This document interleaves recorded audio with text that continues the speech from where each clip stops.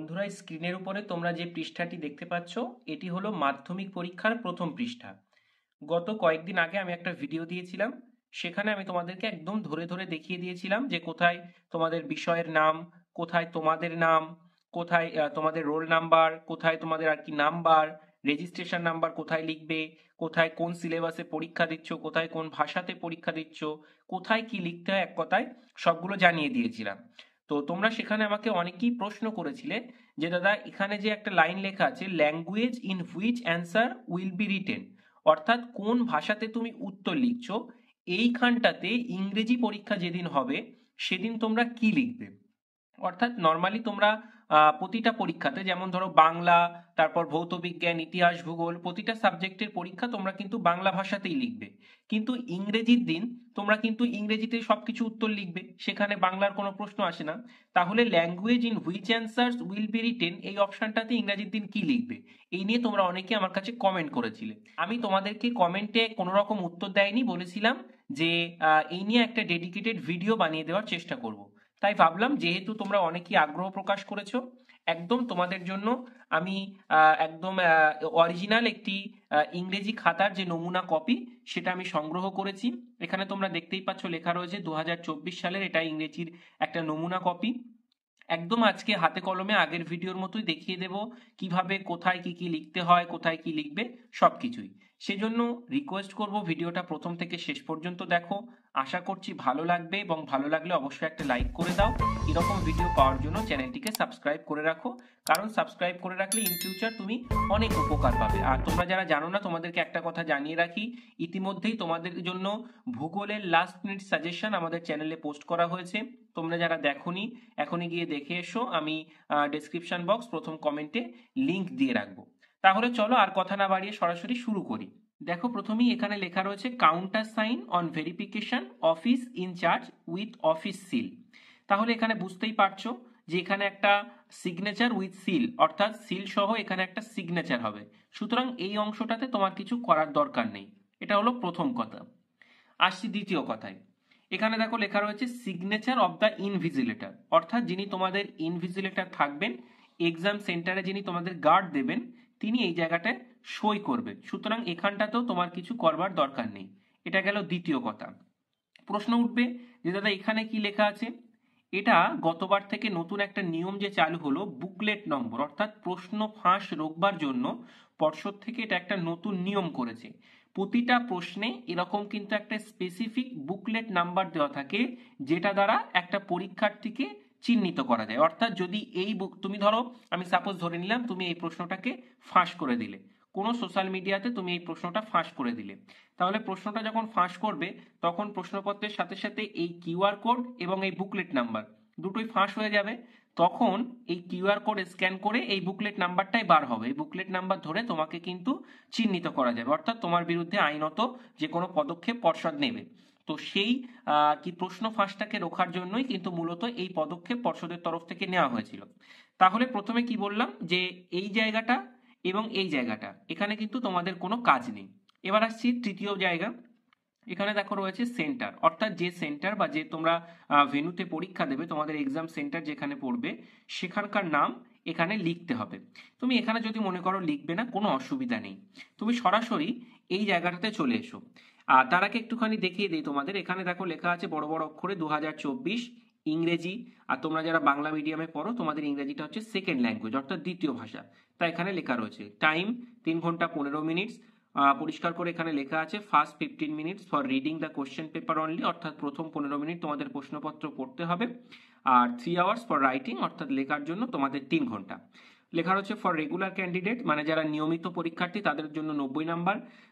আর যারা external candidate, অর্থাৎ বহিরাগত পরীক্ষার্থী, তাদের জন্য 100 নাম্বারের পরীক্ষা। ঠিক আছে, ওগুলো অতটাও দেখার দরকার নেই।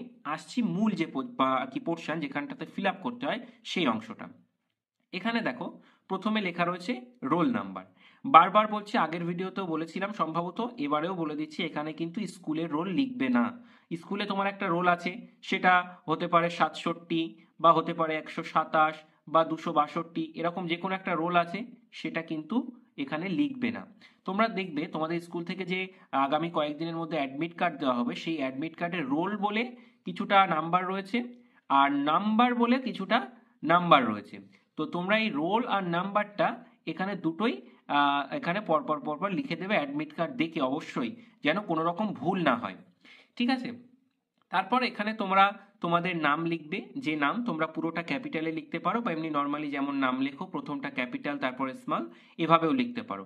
ধরো আমি এখানে লিখলাম সৌরভ, SOWRAV, এভাবেও লিখতে পারো, বা কেউ যদি মনে করে এভাবে লিখবে সেও লিখতে পারে, কোনো অসুবিধা নেই। তবে আমি তোমাকে পার্সোনালি এটা প্রেফার করব, কারণ এটা লিখলে পরিষ্কারভাবে সবকিছু বোঝা যায়।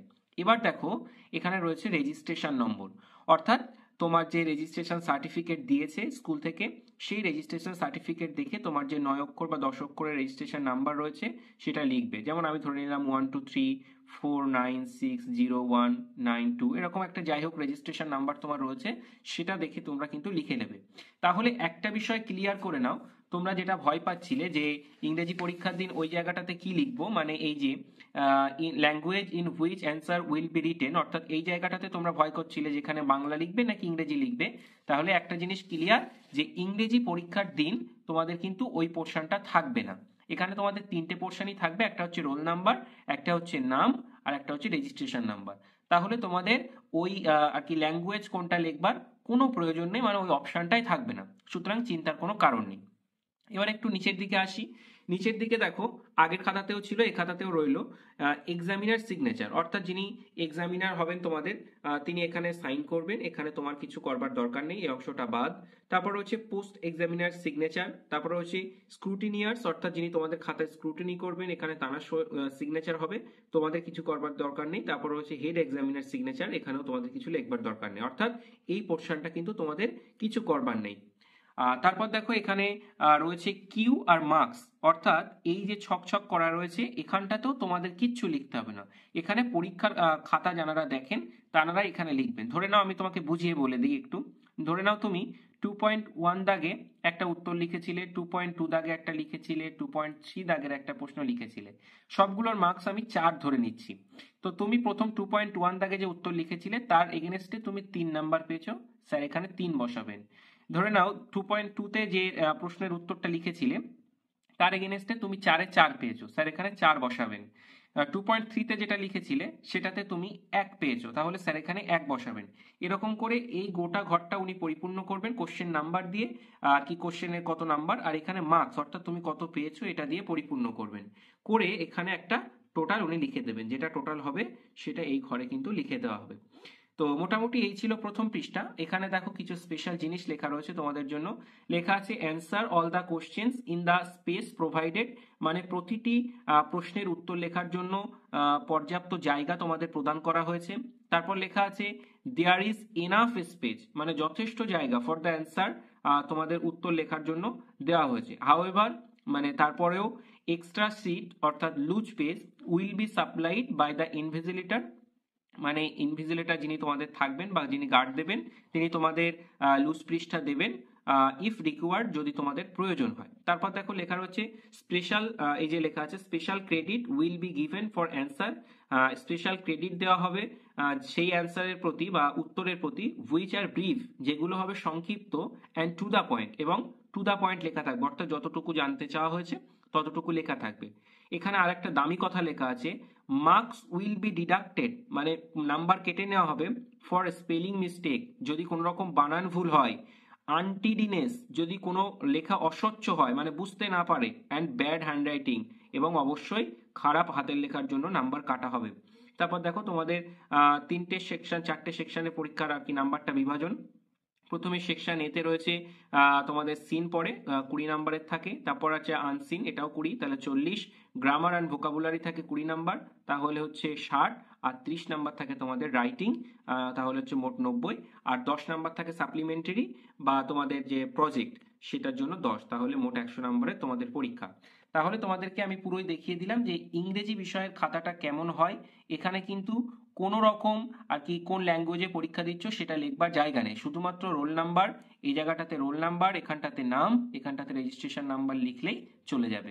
তো ভিডিও শেষ করব এখানেই, কিন্তু তার আগে আবারও একটা রিকোয়েস্ট করব, যারা এখনো চ্যানেলটিকে সাবস্ক্রাইব করোনি সাবস্ক্রাইব করে রাখো। ইন ফিউচার তোমাদের জন্য প্রতিটি বিষয়ের একদম লাস্ট মিনিট সাজেশন আসবে, সাথে সাথে পরীক্ষার আগের দিন রাতে অভিজ্ঞ শিক্ষকদের দ্বারা বেশ কিছু পরামর্শ আমাদের চ্যানেলে দেওয়া হবে। তাহলে আবার একবার রিকোয়েস্ট করছি, যারা চ্যানেলটিকে সাবস্ক্রাইব করোনি সাবস্ক্রাইব করে দাও, আর যারা এখনো পর্যন্ত ভিডিওটা দেখছো বা পুরো শেষ পর্যন্ত ভিডিওটা দেখেছো তাদের জন্য অনেক অনেক শুভকামনা, অনেক অনেক ভালোবাসা, অনেক অনেক ধন্যবাদ রইল। ভালো থেকো, সুস্থ থেকো। ভিডিও এখানেই শেষ করলাম।